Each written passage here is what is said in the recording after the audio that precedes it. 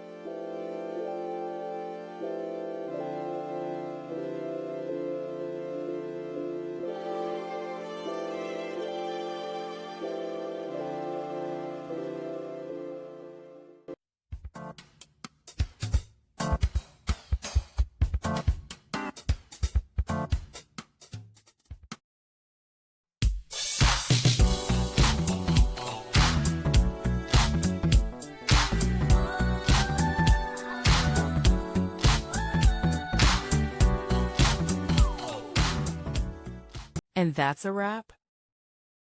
I hope you found the answer you were looking for. If you did, take a second to hit that subscribe button. It really helps out. And let me know in the comments which solution worked best for you.